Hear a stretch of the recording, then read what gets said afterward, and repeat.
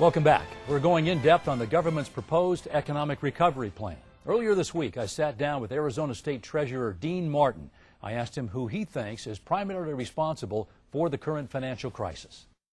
Actually, the federal government itself.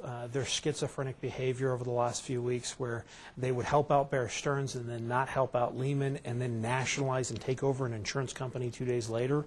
The markets, the world doesn't know what in the world they're doing and what they're thinking, and that just caused everybody to lose confidence, and that's really the cause of this most recent crisis. Why did the government bail out Bear Stearns and Freddie Mac and Fannie Mae and AIG, but not Lehman?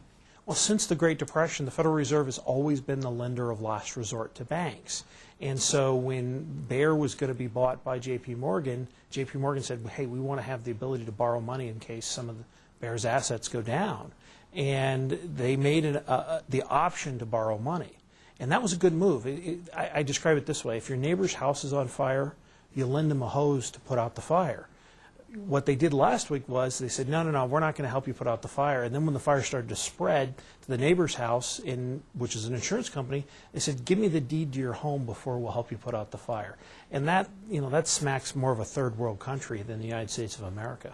What's your view, your overall view of this proposed bailout by the government?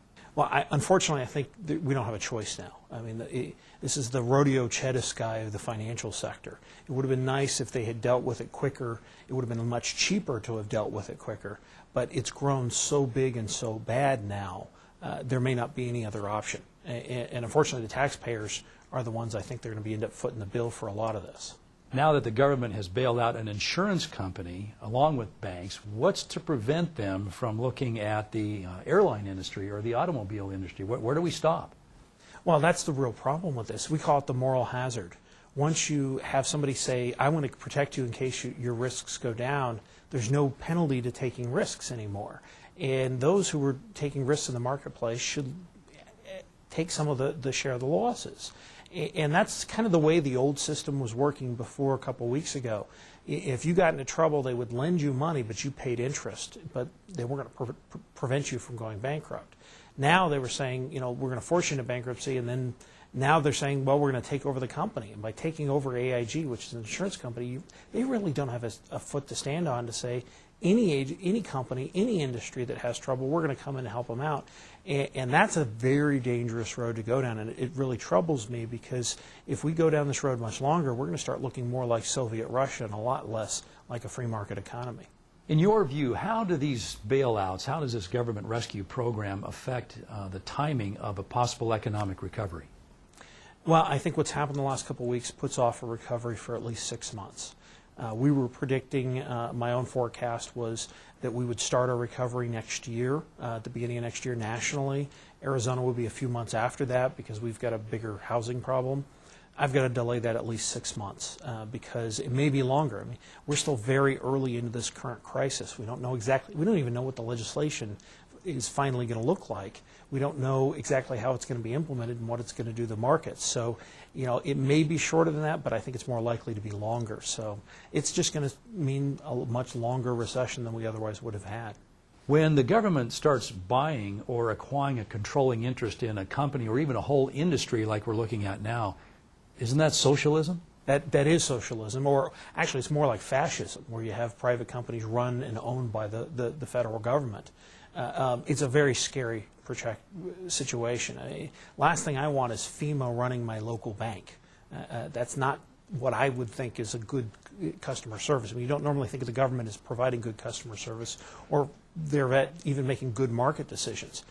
If they would just provide insurance to calm the marketplace, they're not footing the whole bill, but the way they're setting this up, it really sounds like they're just going to take over all the assets, good and bad, and potentially all the industries. And how do you unwind that later? They're not even addressing that question. There is plenty of historical precedent to suggest that when government gets its hands on something, it does not want to let go. Are you concerned about government continuing to meddle once perhaps this crisis has eased off a little bit? Yeah, I'm very much concerned about that because, financial investment markets, they take risks. And those are things that are fine to do with private people's money. With your own portfolio, if you want to take risks, that's fine. I really don't like the federal government taking my tax dollars and taking a lot of risk to it. Now, they have to prevent this meltdown. A financial sector meltdown, I heard it described as it would throw us back into a financial stone age. And that's really, in many ways, true if the whole thing melts down. The problem is the way they're talking about it, there's no exit strategy. That's the thing. We heard all about this with the war, but when it comes to finance, you really need an exit strategy here. How are you planning on getting out of the mess you're getting us into or out of this problem? We haven't even heard an answer to that question yet.